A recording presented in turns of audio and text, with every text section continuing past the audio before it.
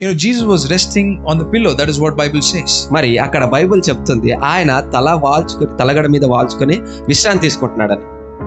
But here the disciples were fearful. కానీ ఇక్కడ శిష్యులు చాలా భయంతో ఉన్నారు. There are two different reactions that are happening in the boat. అక్కడ దోణిలో రెండు విభిన్నమైన రియాక్షన్స్ మనం చూస్తాం.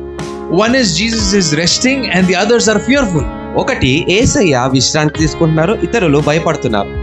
And Jesus asking, why are you fearful?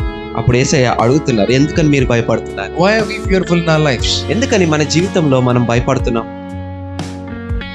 Why is that we're not applying faith in our lives? ఎందుకని మనము విశ్వాసాన్ని మనం విశ్వాసంతో ముందుకు వెళ్ళలేకపోతున్నాం? How is it that you have no faith? ఎందుకని మనకి విశ్వాసం లేదు?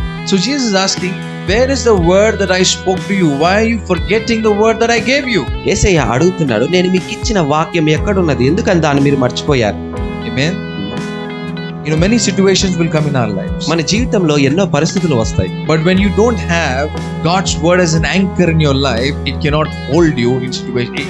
You will fall down or sink in situations. మరి దేవుని వాక్యము మీకు గనక లేకపోతే, మీరు దాన్ని పట్టుకోకపోతే మీరు ఆ పరిస్థితుల్లో పడిపోతారు. I want you to think about this. నేను దీని గురించి ఆలోచించాలని చెప్తున్నాను. We'll continue to live in fears of our lives. మీరు మీ జీవితంలో భయంతోనే బ్రతుకుతూ ఉంటారు.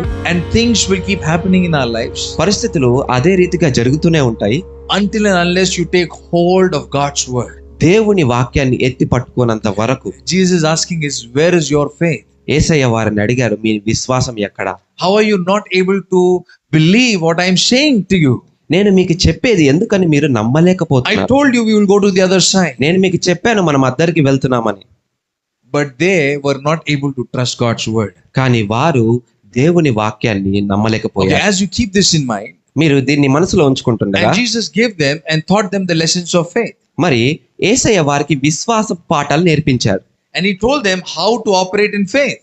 ఏ రీతిగా విశ్వాసంలో నడవాలో So he వారికి showed చెప్పాడు. them how to rebuke the storm. వారికి చెప్పాడు ఏ విధంగా తుఫానును గద్దించాలో. So he spoke to the storm.